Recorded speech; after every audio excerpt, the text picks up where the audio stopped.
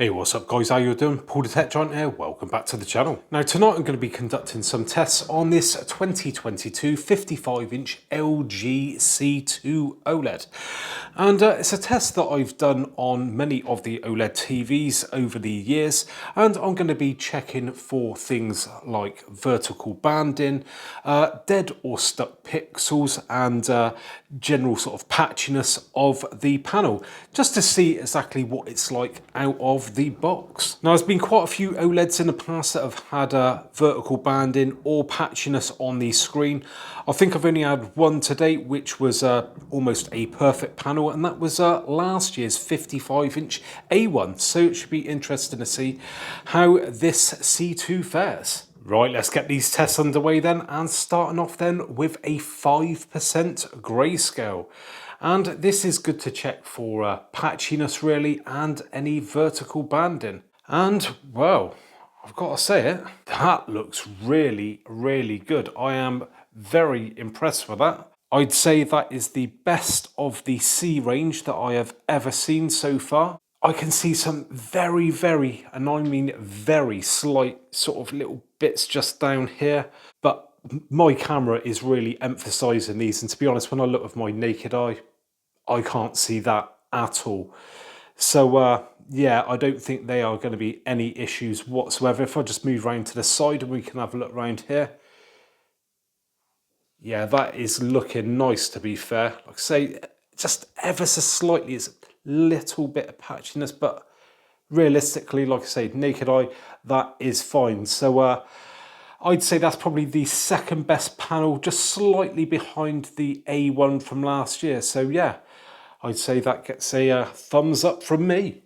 Now, before we start looking at some of the colours and looking for any dead or stuck pixels or patchiness with those colours, just want to check the solid white. So I don't know how well it comes across on camera, but yeah, it is a nice white. I think it looks a little bit bluish on my camera really, but what I'm trying to check for here is, I know that a lot of people, especially last year with, I think it was like the G1s and that, were complaining of a bit of a shift when you move around, a bit of a pinkish tinge, and I think we're just getting a slight bit of it here, but I mean it is very, very slight indeed. It seems to go from slight pinkish to bluish, but again, with the naked eye, you know, my camera is again emphasizing this, naked eye, it is so slight, the chances of you having a brilliant white screen like that and noticing it, I don't think it's really going to happen. So yeah, as far as a pink tinge goes,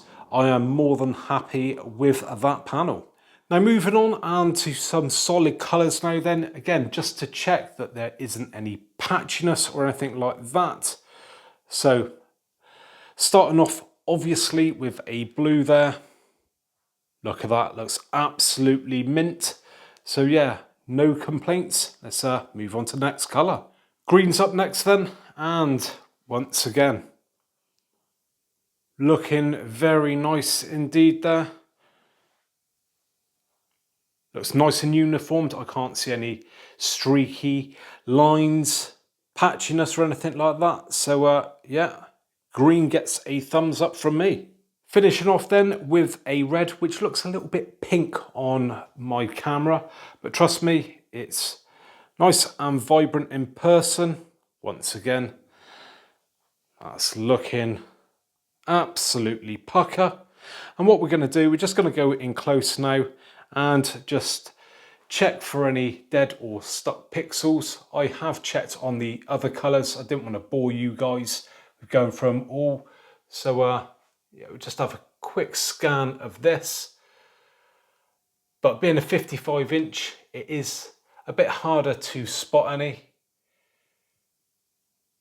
And so far this is looking very, very good. I am, yeah, very pleased indeed. Obviously, we're not going to run any tests for burning at this early stage because I've not put enough hours on it at all. So, you know, I'd be horrified if there was any burning, and quite frankly, it shouldn't be burning. It'd be something else that would be wrong if there was any signs of anything.